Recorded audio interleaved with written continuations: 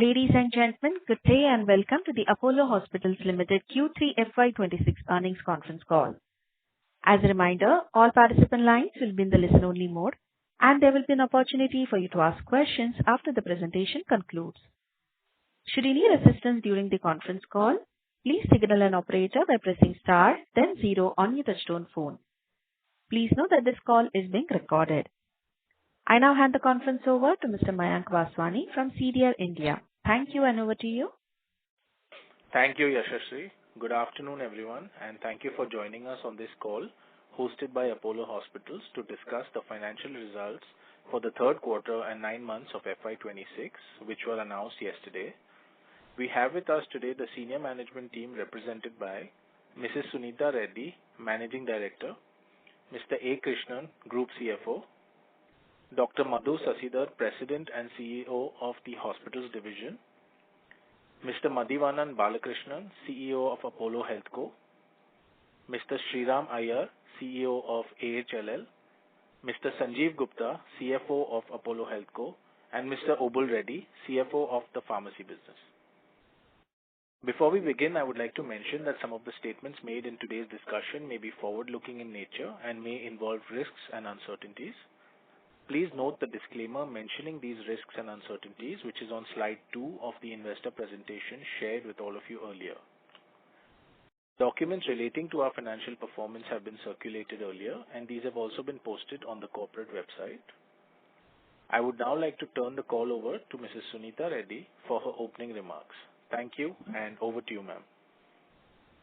Thank you, Mayank. Good afternoon, everyone, and thank you for joining us on today's earnings call. I trust that you have all received our earnings material that was shared yesterday. We are pleased to report a strong performance during what is typically a seasonally weak quarter. Importantly, we have sustained the positive momentum from the first half of the year into Q3, delivering double-digit top-line growth across all 3 of our business verticals: healthcare services, Apollo Healthco, and AHLL. On a consolidated basis, revenue grew by 17% year-on-year to 6,477 crore. Within this, the healthcare services business recorded revenue of 3,183 crores, reflecting a healthy 14% year-on-year growth. This growth was driven by a well-balanced mix, 5% from volume growth, 4% from case mix, and the remaining 5% from pricing. Surgical volumes grew by 6% during the quarter, supported by our continued focus on combo specialties: cardiac, oncology, neurosciences, gastroenterology, orthopedics, and transplant. These specialties remain a key growth engine for us and delivered a robust 16% year-on-year revenue growth. Group-wide occupancy stood at 67% in Q3 FY26. Insurance and cash patients together accounted for 83% of inpatient hospital revenues for Q3 FY26, underscoring the strength and resilience of our payer mix. Average revenue per patient was rupees 180,917 in Q3 FY26 compared to 173,246 in Q2 FY26, reflecting an increase in clinical intensity during the quarter. Apollo Healthco reported revenues of 2,827 crores, 20% year-on-year growth.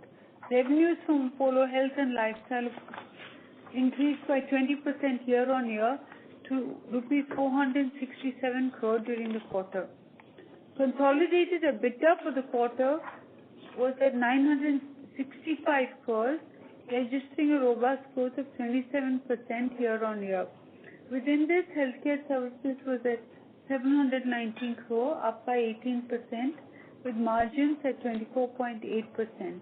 Within Apollo Healthco, the pharmacy distribution business recorded a EBITDA of 195 crore compared to 159 crore last year, reflecting a 23% year-on-year increase.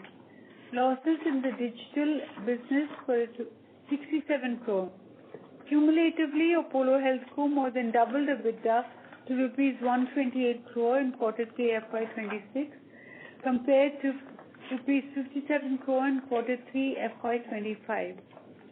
Cash losses in the digital business were at rupees 29 crore, the lowest in any quarter by far. The private label and generics accounted for 15.53% of total pharmacy sales. Our digital platform Apollo 24/7 added 2 million new users during the quarter and now serves over 46 million users. Platform GMV stood at 525 crores, a 28% growth over last year.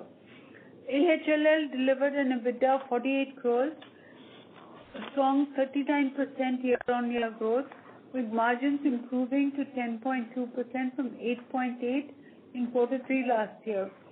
With all three engines of the business performing well, evidenced by double-digit top-line growth alongside accretive margin and profitability expansion, we reported a consolidated PAT of rupees 502 crores in quarter 3 FY26, a growth of 35% year-on-year. Turning to the 9-month performance, consolidated revenue for 9 months FY26 stood at 18,623 crores, growing 15% year-on-year, supported by balanced expansion across all three verticals. Healthcare services reported revenues of 9,287 crores, up by 12% year-on-year, driven by continued traction in high acuity specialties and an improving payer mix. Apollo HealthCo delivered revenues of 7,960 crores, registering a 19% year-on-year increase, while AHLL revenues grew 19% to 1,376 crores. Consolidated EBITDA for the 9-month period stood at 2,758 crores, reflecting a 22% year-on-year increase, and PAT grew to 34% year-on-year to 1,412 crores. During the quarter, we operationalized 75 beds in our Pune facility. As we enter the next fiscal, we will be commissioning 4 new hospitals, one each in Hyderabad, Kolkata, Bangalore, and Gurgaon, further strengthening our presence in key metropolitan markets with strong fundamentals. These facilities, along with the ramp-up in our recently commissioned Pune hospital, will approximately add 1,500 additional operating beds to our network, representing a significant step up in capacity and a clear runway for medium-term growth. We expect to operationalize roughly half of this capacity in the upcoming fiscal year, with the balance coming online early FY28. This phased commissioning approach allows us to calibrate ramp-up efficiently, optimize capital deployment, and drive occupancy-led operating leverage as demand scales. Together, these additions position us well to capture growth opportunities in high acuity care, deepen our market penetration, and enhance long-term shareholder value. We have also made progress with respect to the regulatory integration process for the composite scheme of Keimed merger and demerger of Apollo HealthCo, and remain well positioned to capture the full benefits of scale with the combined entity to achieve a run rate of 25,000 crores in combined revenues with 7% EBITDA. Let me conclude by reiterating that Apollo's performance over the recent quarters reflects the depth, resilience, and scalability of our integrated healthcare ecosystem. Consumer interactions across all formats of care have increased, and cross-format journeys are becoming more visible. These results are a reinforcement of our patient-centric strategy. We have and will continue to invest ahead of the curve on in-hospital technologies such as robotics, and the benefits of such investments are reaching the patient, as evidenced by our growth in high-end surgeries. More importantly, we believe these results demonstrate the deep level of trust that our consumers place in Apollo. We value this trust and engagement and will continue to sharpen our clinical differentiation, expand our capabilities across high acuity specialties, and strengthen our omni-channel healthcare platforms to improve access, efficiency, and high-quality care outcomes. On that note, I would like to hand it over to the moderator and open the line for questions. I have Krishnan, our CFO, Dr. Madhu Shashidhar, the CEO of the Hospitals Division, Sriram Iyer, CEO of AHLL, Madhivanan, CEO of Apollo Healthco, and Obul Reddy and Sanjeev from Apollo Healthco with me to take all of your questions. Thank you. Thank you very much. We will now begin the question and answer session. Anyone who wishes to ask a question may press star and one on their touchtone telephone. If you wish to remove yourself from the question queue, you may press star and two. Participants are requested to use handsets while asking a question. Ladies and gentlemen, we will wait for a moment while the question queue assembles. We'll take our first question from the line of Binay Singh from Morgan Stanley. Please go ahead. Hi team, congratulations on a strong set of numbers across businesses. I'll first start on the hospital side. It's a very busy time for you. 2 hospitals you've ramped up, and we also have Sarjapur and Kolkata around the corner. Could you, last time we discussed about 150 crore cost headwind coming out of this ramp up. Any updated thoughts on that? How much of it is already built into these numbers? How much should we expect in the coming quarters? That's the first one. Thanks. So, we will come back to you by Q4 one more time, but we continue to believe that 150 crores is a good number for now. And, we have started Pune and Athena just by the, last month of the, in the previous quarter. And, we are hoping to ramp both of that up over the next 2-3 quarters well. Currently, in the embedded numbers, we have approximately 15 crores of losses in the overall reported numbers for Pune and Athena, which is part of the numbers that has been reported now. As we go into next year, we are hoping that by Q1, we should be operationalizing Hyderabad, the Calcutta facility, as well as the Bangalore, which is the Wellness one.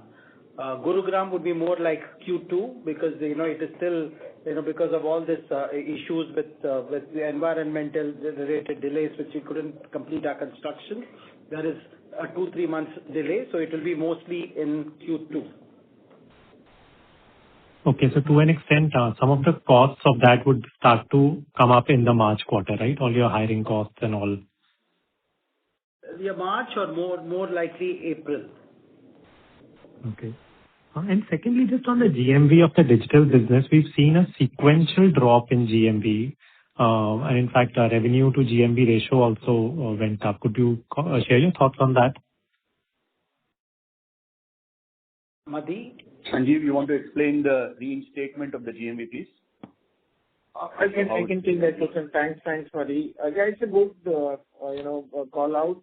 See, there are 2 things, which has happened. One is that on 31st of September, we had a very large reduction in the GST on the pharmacy and the other products, which resulted into, GMV impact of roughly 30 to 35 crore a quarter. And secondly, we had one channel, of e-commerce, which was Amazon. We were supplying to Amazon, and then we stopped that business or that segment somewhere in early Q2 of this fiscal year. And for us to compare apple to apple, we had to remove these 2. Cumulative impact of these 2 would be roughly 75 crore for Q3. These are the only 2 adjustments that have been done to ensure that, we compare apple to apple, between the last year figures and current year figures. Thank you. Thanks, team. I'll come back in the queue. Thank you. Ladies and gentlemen, in order to ensure that management is able to answer queries from all participants, kindly restrict your questions to 2 at a time. You may join back the queue for follow-up questions. The next question is from the line of Neha Manpuria from Bank of America. Please go ahead. Yeah, thanks for taking my question. Just extending the question on the digital business. I see that the revenue growth here has also been low, sort of, I wouldn't say lower, but there's been a moderation in revenue growth as well quarter on quarter. One, can you take us through, what should be the revenue base for the digital business? What drove this moderation? And second, from a guidance perspective, do we still keep our guidance for cash EBITDA break-even for the digital business? I think it was supposed to be at the end of fourth quarter. Any update there? Madhi? Yes, ma'am. No, so our revenue projections continue. So let me, the entire focus is on trying to build a sustainable operating model. So if you have to peel the onion a little bit, our pharmacy online business, which is our mainstay of the GMV, has actually grown by 32%.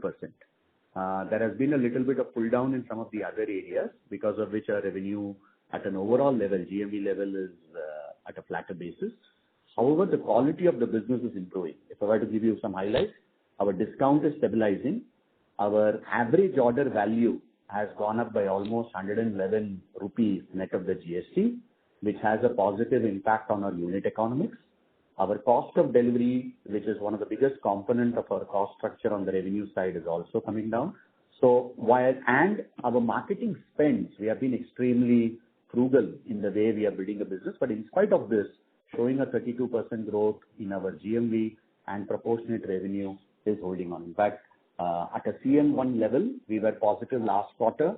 We have made it even better in this quarter, and the trajectory continues. There have been some little changes in the way we recognize the income/revenue for the hospital business, which we are recalibrating in terms of the attribution and the kind of campaigns that we're driving. So there was a little bit of a pause, which we will reactivate it again from the next quarter. But it's a full reoperating model that we're doing. The third area on the revenue side, where we are facing a little bit of a mismatch, I wouldn't say, is the way our insurance business, which we started off, is getting recognized. Till September, any collections, any gross return premium, which is the equivalent of revenue, was coming to our commissions on a full basis. We are almost getting 80 to 85% of the total logins that we do. We are able to generate commission. However, post September, given the GST change which happened in the health insurance industry, there has been a bit of a mismatch between the business that we book and the collections that we do. That is impacting our revenue a little bit. So it's a mismatch in the sense that my revenue recognition is getting deferred over the next 12 months for the money that I'm collecting. So some of these changes is normalizing it a little bit. So we are on our course. On our, the forecast about our ability to close it in Q4, given this insurance story, which has sort of pushed us back by around 17 odd crores, given this mismatch of our revenue recognition, we will be able to close this loop in Q1 of FY27.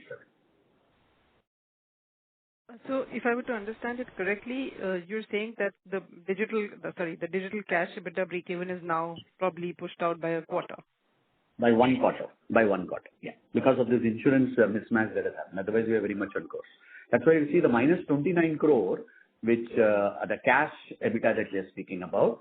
The biggest negative is coming from the 17 crores negative from the insurance business, which has got deferred into the next year. So we will recognize the income as we go along. And some of these revenue recognition modules that we follow in the hospital business is undergoing a change. So these are two things. So we hope to catch it up in the next quarter. But rest assured, all the primary indicators are on course. Sorry. On the revenue front, if I were to understand it correctly, we will see this revenue plus the IPOP that will get resumed from next quarter. Would that be a fair understanding? So this quarter's number is an aberration? Correct. Yes, okay. We will reactivate those. So only thing that has changed is the insurance bit. Yeah, that's the one which has a bigger impact. And there are some businesses wherein our revenue gets recognized at the end of the year because some of them are back-ended. That will also come into play as we go along. Understood. Okay, that's helpful. Yeah, just correcting one number, I think Madhi said, wanted to say 7 crore of insurance impact into Q3, not exactly 17 crore out of 29 crore, just as a correction. My apologies. Okay, got it. And my second question is, in the cluster numbers that we are giving, other than probably AP, Telangana and Chennai cluster, we've seen the, IP volumes pretty much moderate in most other clusters year on year.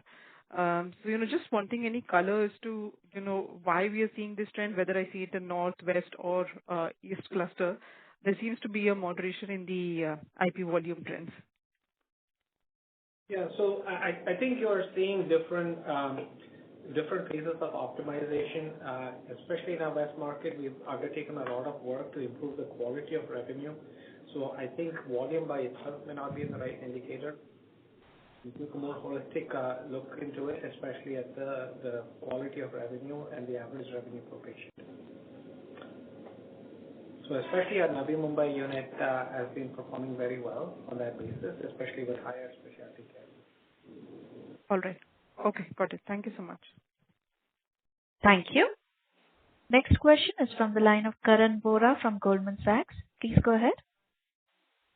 Thank you for taking my question. My first question is with respect to the bed expansion. So, I think we've mentioned, other than Gurgaon, all the other greenfields or the larger units will come up by Q1. But just wanted to get a sense on, like how many beds will be operationalized in Q1 and how will the ramp up look like? I guess you will not operationalize all the beds, right? So, at a hospital level, how the ramp up could look like over the next 6 to 9 months or even 1 year, that will be helpful for each hospital. So we will come back again by Q4 on this, but broadly, if you look at it, Sonarpur is around, Calcutta has 225 beds. Half of that should get operationalized in Q1. Hyderabad is 300. Again, we think that at least 50% should get operationalized by Q1. Pune also, we have now operationalized 75, but we think by Q1 we will add another 100 beds, which will also get operationalized. And Gurugram would be by Q2, 200, 250 beds.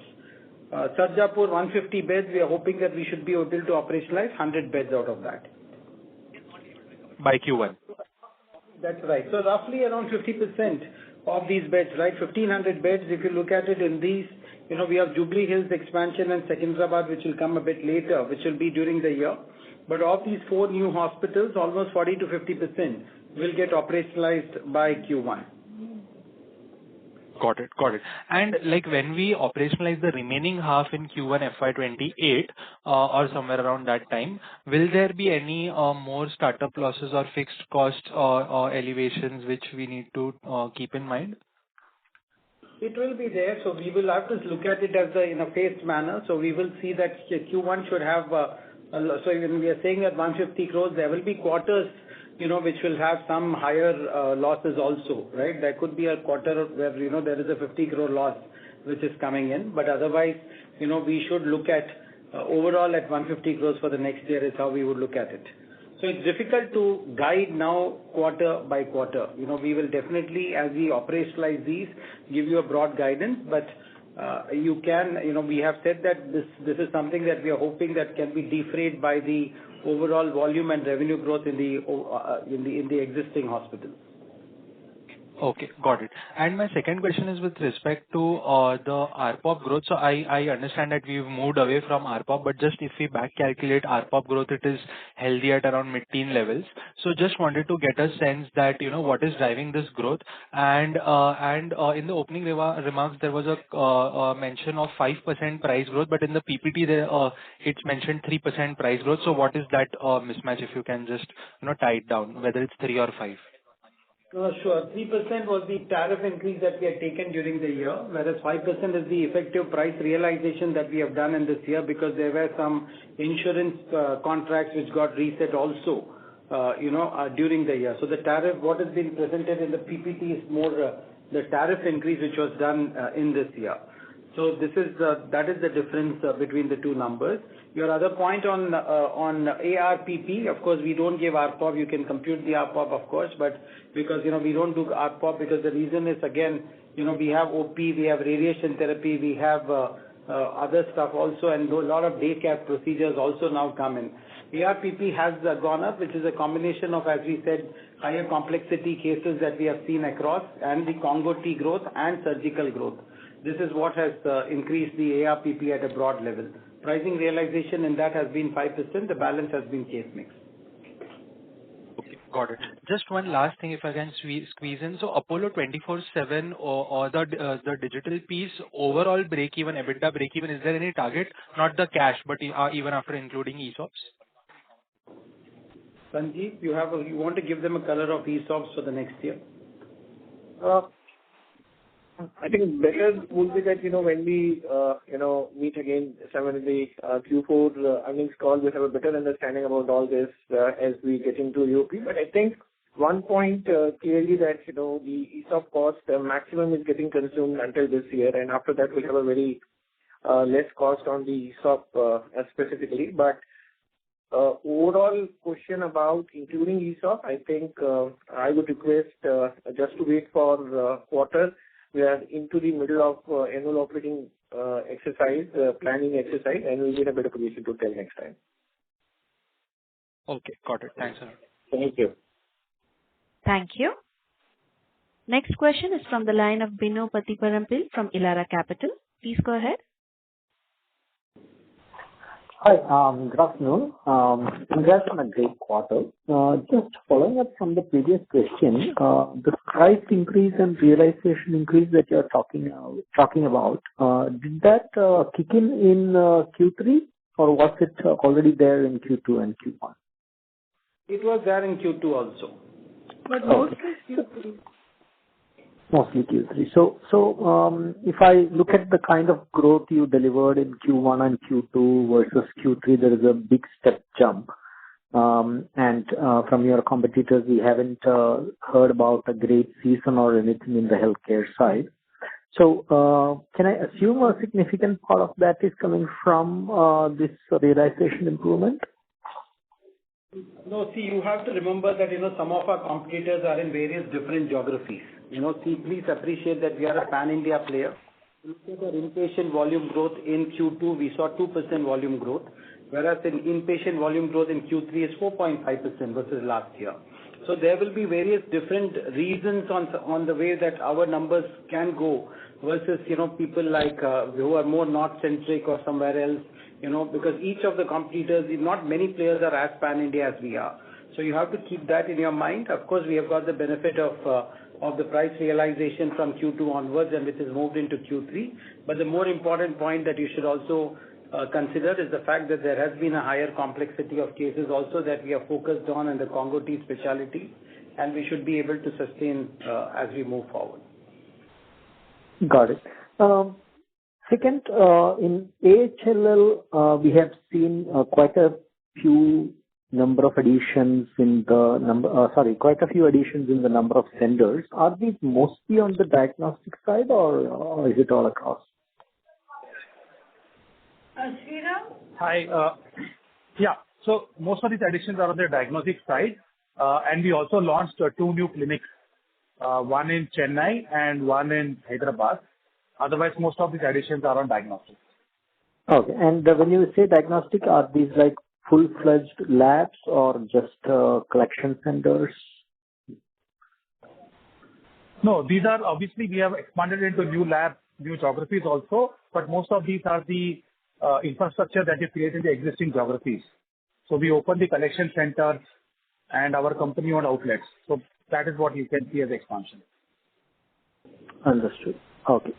And finally, an update on what's happening on the healthcare side regarding the corporate action about demerger, etc. How is the progress on the Keimed side in terms of accumulation of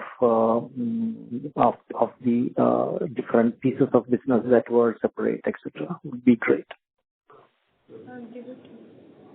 Over, please. No. We have obtained Competition Commission approval and SEBI approval. We have filed with NCLT. NCLT started, it has listed and started the hearing, and we await for the next step. Okay. And Keimed was supposed to, buy out some of the associates which were holding part of shares in different entities. How is that progressing? Is that all progressing on time? Keimed has progressing on time, and Keimed has streamlined the entire subsidiary network, and they are 100% subsidiaries of Keimed. which is going to Keimed is going to merge into AHL. Great. Thank you very much. Thank you. Ladies and gentlemen, we request you to restrict to 2 questions at a time, please. You may join back the queue for follow-up questions. Next question is from the line of Damayanti Kerai from HSBC. Please go ahead. Hi, thank you for the opportunity. My first question is on your hospital business. So not specific to you, but just want to understand your negotiation with the health insurance companies. Like how is it going? Because we heard some of your peers had some issues. So from your hospital, either for existing as well for some of the new hospitals, how things are progressing on contracting or onboarding of health insurance? It does take. So we have a good relationship with all the insurance companies, across. We have always been maintaining that, and we have a central relationship with them as well. And as of now, basis, yes, there has been some delays in getting certain insurance approvals in some of the markets, and which is why, even last quarter we saw some of that contract getting pushed out for renewal. But with that said, I think we are on course, and we are seeing that we are fine going forward. Okay, and these contracts are generally for 2 to 3 years, or you are moving for some annual renewal contracts as well? We would prefer annual, but as of now, it is still 2 years. It's generally 2 years contract. And when do you start this impanelment process for the new hospitals? Say 4 hospitals coming next year. So when do you start your negotiations to impanel the companies there? We start the negotiations much before we operationalize a hospital. To give you an example, some of the hospitals that Krishnan spoke about, some of the agreements have been in place, or there has been an agreement by both parties on the terms. So we started much before operationalization, if that answers your question. Yes, thank you.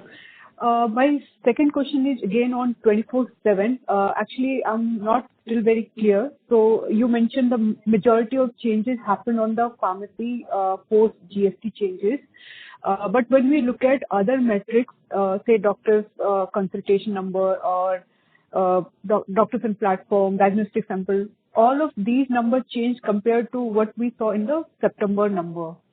So actually, if you can help us understand what all changes were there when you're booking GMV, and if you can just clarify, you mentioned 75 crore kind of number which should adjust in the 2Q numbers, right? Some clarification will be great. Thank you. Mari, let me just take this question. I think what we're trying to say is very simple point that, when you compare numbers across previous year, on the overall GMV side, there are 2 factors which has undergone change. One is the GST, and secondly, one of the channels that we closed. So obviously, when you compare GMV to GMV, this factor has to be taken into consideration while seeing growth things. So this is one change that has happened. Now, as far as you also checked, I think you asked this question also that, total revenue for Q3 versus Q3 FY25 versus Q3 FY26, you are seeing a little lesser growth or 15% growth. I think the answer there lies with the Amazon channel, which is part of the sales for Q3 FY25, which is not part of the sales in Q3 FY26. And if I minus that out, you would see a growth of 32% on the overall revenue versus 15%, which is now mathematically can be calculated.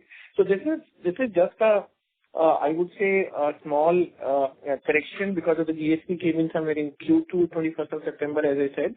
So we had to change the numbers for Q3 for comparative purposes, and somewhere in April month, somewhere in June end, we closed the Amazon channel, and hence those numbers from Q2 had to undergo change. So this is just a change in the numbers constituting to these 2 things to arrive at a better growth factors. On the diagnostic and the consultation side, there is no change. The business remains as it is. Whatever commission rates are there between the entities, those related party agreements are still good to go. There is absolutely no change. And I think you also touched upon IPOP GMV. Yeah. I think IPOP is one. In the last earnings call, we did, Madhi did mention this, that, the new arrangement with the hospital is more of a flat fee that we get on a quarterly basis. And it's like a booking or ensuring the tech platform for the entire Apollo ecosystem. And that is where the commercials are between both the organizations. I think this should be helpful. In case you still think that you've got some doubt, maybe separately we can connect and then we can discuss about this. Thank you. Sure. So just like in terms of annual GMV, any target we are looking for? Say this quarter we did around 425 crore. So will this be the run rate to look ahead, or you think we can see much better numbers going ahead? Thank you. That's my last question. You can expect a consistent growth of around, say, 30% of the GMV for this financial year. And once we are done with the numbers, we'll come back for the next year plan. Thank you. All the best. Thank you. Next question is from the line of Tushar Manudhane from Motilal Oswal Financial Services. Please go ahead. Thanks for the opportunity. So on the base hospitals per se, if I exclude the new hospitals, at the metros we are already at 70% occupancy, non-metro 62, ROC of 31. So, if you could just elaborate in terms of what is further scope for these hospitals to sort of drive EBITDA going forward, maybe through combo or patient mix or let's say the payer mix. That's my first question. Yeah, so I think even in Q3 of last year, we had assessed this a little bit. You are right, the occupancy at our metro units is fairly high. There are several levers that we are depending on. One is, I think there is a little bit more opportunity on length of stay reduction through operational excellence. A lot of investment in digital technologies that is helping us with that. The second is there is still some volatility, I think day-to-day, week-wise and seasonal volatility, and we're looking at ways in which we can minimize that volatility. And the third is, of course, a consistent focus on case mix, and especially in our flagship hospitals, making sure that there is an intentional shift to high complexity cases. Any broad number, if you could share, like the seasonality impact for the quarter or let's say for the 9 months, how much it has been? Yeah, it's very hard to tell because, as you know, it varies from year to year, right? And it especially shows up on the medical cases. Some years we have a bad dengue year, and that skews the occupancy number. So that is the unpredictable part of our business. But there is a lot that we can predict, which is usually on the elective and semi-elective cases, the surgical cases, and the high complexity cases like solid organ transplant, where we've made a lot of commitment and a lot of investment. Transplant, as an example, this quarter compared to last quarter is about a 50% increase in revenue at the group level.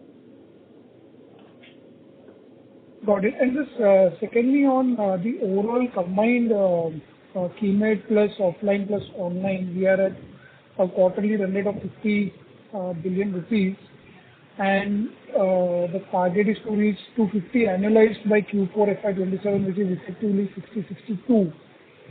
If I go by earlier quarter numbers, we are sort of growing at 4%. Then what could be, while we have explained them in detail in terms of the online pharmacy or the health core, but any other factors which will drive these numbers to 62 billion by Q4 FY27?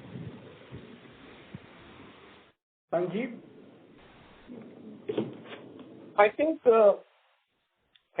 all the business lines, whether it is the front end or Keimed or online, as you rightly said, online pharmacy is growing by about 30%.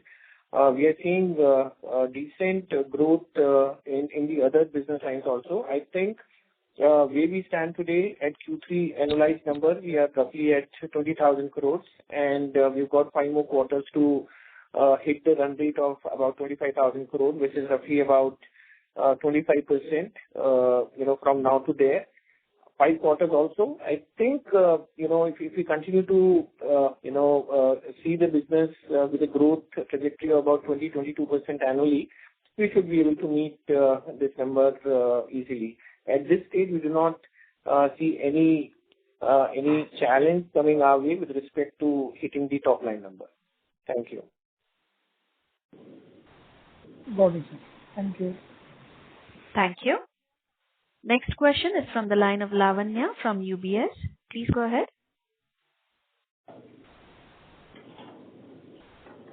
Lavanya, your line is unmuted. Please go ahead with your question. Hi, could you hear me now? Yes, please go ahead. Yeah. Thank you for the opportunity. So, I just wanted to check how sustainable you see the hospital margins, given the new hospitals being operational over the next couple of quarters. So I think we will continue to be able to maintain margins. We are carefully balancing the EBITDA deterioration in our new hospitals with how we are managing our existing hospitals. Also, I think for the new hospitals, we are very, very focused on quickly ramping up to profitability by both making sure that our recruitment and our human capital costs are aligned with the occupancy numbers. Just a question in this. Actually, here, even in this quarter, we have some new operational beds, but still, if I see console employee cost, it has been down on sequential basis. Any specific reason there? Yeah. So in Q2, there were, two one-offs which are there also. So if you look at Q2, there was a sick leave encashment provision that was required under the accounting standards. That was a 12 crore number.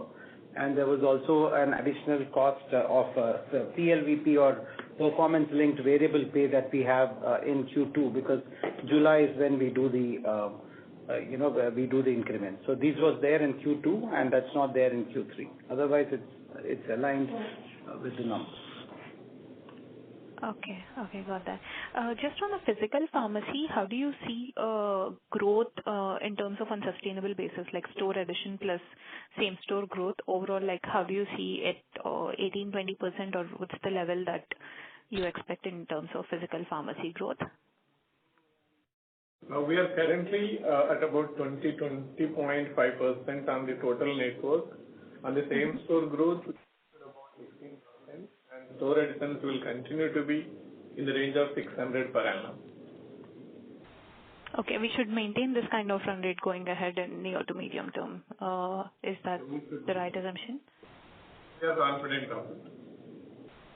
And 18% of the same store, how should one should look at it? Like, what should drive 18 to 20%? 16% same store growth against 20.5% overall growth. Okay. Key drivers for the 16% is increasing private label, or how should one see it?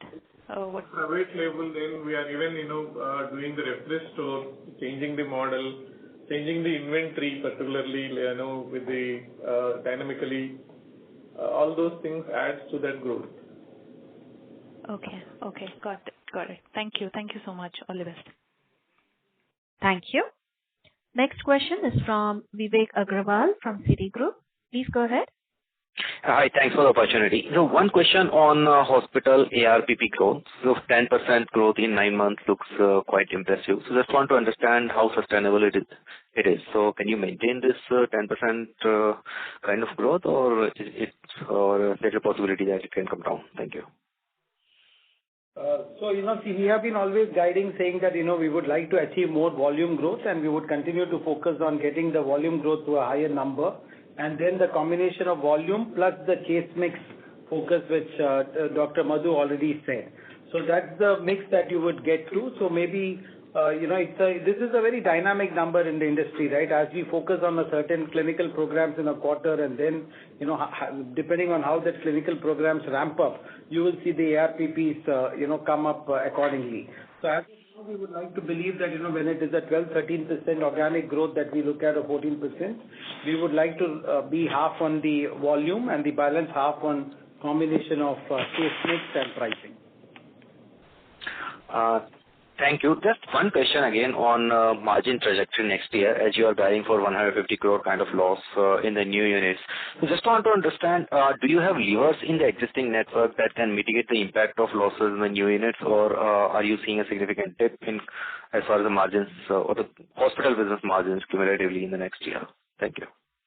No, I think the lever that we have is asset utilization. So as we look at our assets and occupancy, and even in spite of bringing down the ALOS, we have a headroom for lifting volume and asset utilization by another 8%. We will focus on this as we go forward into the new year. The second, of course, we've not done any significant cost cutting, which we hope will bring us another 82 basis points.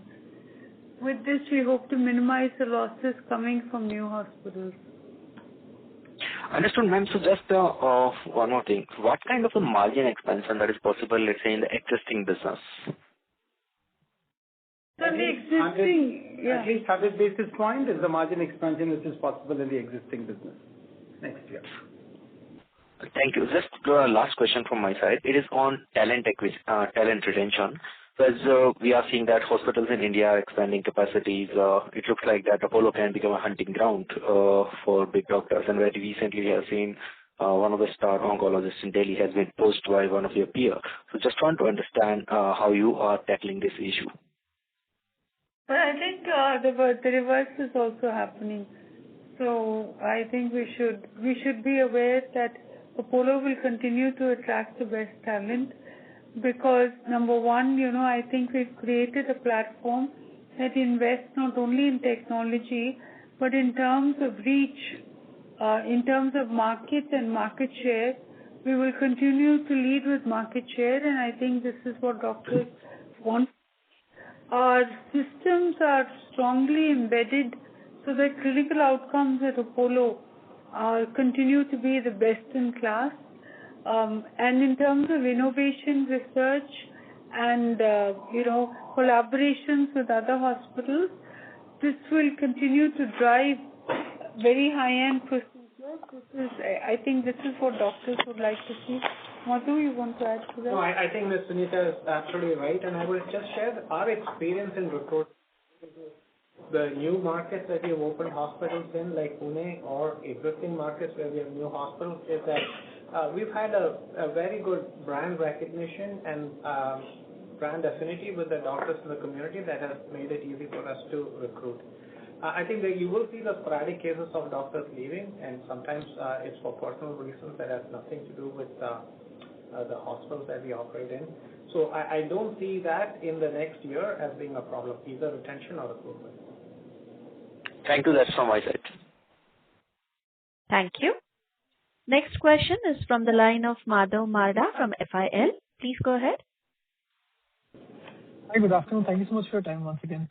So just on the margins again, if you look at our reported margins, 24.8%, I think you said 15 crores of cost is already there for the new units. So base set of margin seems to be 25.3%, approx in quarter 3. You're saying that 25.3 has scope to go up by 100 basis points. So base set can be above 26% next year. Is that how we should read it? Yes. Okay. And then so basically the impact of the losses from the new unit, the 150 crore, should come on this 26%, right? Basically on that we should assume the drag. That's correct. Okay, understood. Okay. And so just second question, just on the hospital business growth, given the timelines of the expansions that we have of the new beds coming in, how should we think about hospital business revenue growth next year on the base network, and then how much revenue can we add from the newer beds which are coming in? Thank you. So we wouldn't want to guide specifically around that, right? Because it is forward-looking. So as you know that we are looking at we continue to look at seeing how we can at least be at the 12, 13, 14% growth on the existing hospitals. But we'll see how the year starts and how we progress, and then the additional beds should clearly add another 3-4%. Understood. Thank you so much. Thank you. Next question is from the line of Avnish Burman from Vaikarya Change LLP. Please go ahead. Yeah, hi. Good afternoon. Thanks for taking my question. I just have a couple of questions on Keimed. We saw some good margin expansion this quarter on a QOQ and a YOY basis. Can you just articulate what were the key reasons for that? Sanjeev? So I think, what you saw was the aberration in Q2 and as well as in Q1, where the overall EBITDA percentage was low because of the restructuring and the necessary legal cost associated with them. I think so now those are removed, and this is what we discussed in the last earnings call also, that in Q3 you would see we will be coming back to a position of 3.1 upwards, and 3.3 is what we have in Q3, but it is more as an aberration that got cleared in Q3 than and then plus the business efficiencies. Okay.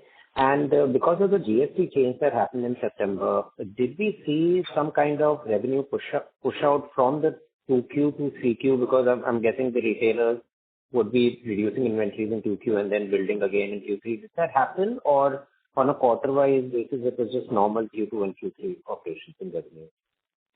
No, we didn't see any such impact. Sanjeev, I'll answer. We have seen very good improvement in the FMCG, and pharma slightly plus or minus stays at the same level, but FMCG consumption is very good, and we have seen good growth on that. Okay, understood. Thanks. I'll get back in the queue. Thank you. Next question is from the line of Kunal Dhamesha from Macquarie. Please go ahead. Hi, thank you for the opportunity. So just one on the potential losses from the new units. You suggested that the first month from just the two hospitals is around 15 crores, and we are guiding for a full year losses of 150.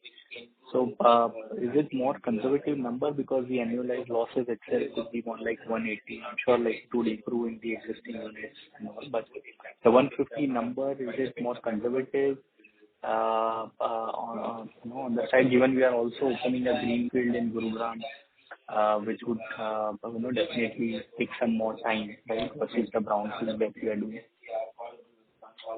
Kunal, can you mute your line, please? There's some background disturbance. Sure.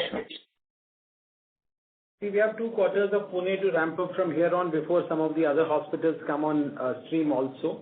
So that's one that should kind of benefit us as we move into the next year. And then you will start see some of the other hospitals coming in, and so it's going to be like 3 quarters of next year when you will be seeing the other new hospitals coming in. So that's what we are looking at. But I think broadly as of now we would like to keep it at 150 crores. That's what we would like to keep it for now. And this number of 15 crores is really for 3 months of Pune in terms of costs of Athena. The revenues have more been in the last 1 month or 1.5 months, but the cost has been for 3 months. So you should that's the way you should look at it. So now we'll go with 150. We'll see during the next year. Sure, sir. Thank you. And the second one on the GMV growth, have we suggested that we would be ending the year with 30% GMV growth? So that means Q4 would be 30%, or we guided for the year 30% for full year FY26? Madhi? Yeah, this is on a full year FY basis. We will sustain our 30 to 32% growth on the GMV basis. Then this quarter, we move around 4 to 5%. And sir, for 9 months, this number looks much lower, right? In terms of so you are adjusting the base for the GST impact and the Amazon impact for this 30%? Correct. Because the Amazon business, the reason why we walked out was because it was a negative business for us. So while it impacted the GMV, on the revenue side, it's been much more beneficial. So that's the new normal now. Only the Q4 number for... I'm sorry, you're sounding muffled, Kunal.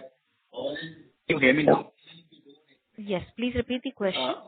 Yeah, what was the full year number for Amazon last year for us to adjust the base? Can you give the exact number, please? It was roughly 160 CR. 160 crore on a 3,000 crore GMV, right? So, yeah, roughly, you say 5%. I think another important point that you need to keep in mind is that, what we're talking here about is the entire, platform GMV to grow, year on year, this year growth as well as for the next year. And when we're defining platform GMV, while obviously, we discussed about GST and the Amazon impact, in this platform GMV, we are not adding IPOP GMV. And IPOP GMV is, and that's the reason you would see in the earnings call presentations also, we have highlighted this as separately because this in the earlier year, this used to be a variable, pay model. From this year onwards, it has converted into more of a fixed fees to us, supporting the technology side of expenses that we're incurring for the group as a whole. So I think going forward, our guidance would continue to be excluding IPOP, what is the growth that we'll be looking at. And I think Madhi, in one of the questions, did say that, next year you can expect in the range of about 30%. This year also, if I, look at some numbers, we should be in the range of about 28% growth, for the full year versus previous year, adjusted for the reasons that we just, discussed. Thank you. Yes. So basically IPOP, GST and Amazon. These are the three impacts we should expect, right? That's all. Okay. Yeah. Thank you. Thank you. Next question is from the line of Ronak Agarwal from iThought PMS. Please go ahead. Hello, am I audible? Yes, please go ahead. Yeah, thank you for the question, ma'am. I just sort of broad overview for the hospital. So, 1,500 beds will be coming in the next year, out of which 50% will be operationalized. So, what is the 50-60? What's the time period which we are looking for? Let's say occupancy of 60-70%. On the overall, all the beds or half of the beds? So we'll open 750 beds next year, in the coming year, and post that another 750 beds. In 2 years, we should be break-even. All the 1,300 beds that we're talking about. So I'm asking, let's say we are opening 750 beds. So what is the occupancy rate we are looking in the first year itself? It will be around 40%. Okay, ma'am. Thank you. Thank you. Ladies and gentlemen, that was the last question for today. I now hand the conference over to management for closing comments. Over to you. Thank you all for your presence. I'm sure that in the upcoming quarters, we will continue to remain focused on phase capacity operationalization and the opening up of new beds in healthcare services, and a continued ramp up of revenue and profitability in AHL and AHLL. Disciplined execution leading to volume and value growth, sustained investments in clinical excellence and technology, and market share gains across key markets will help us to sustain momentum over the medium term. We are committed to delivering consistent performance while creating enduring value for our patients, consumers, partners, and all of our shareholders. So thank you all for your support. Thank you, members of the management team. On behalf of Apollo Hospitals Limited, that concludes this conference. Thank you for joining us, and you may now disconnect your line.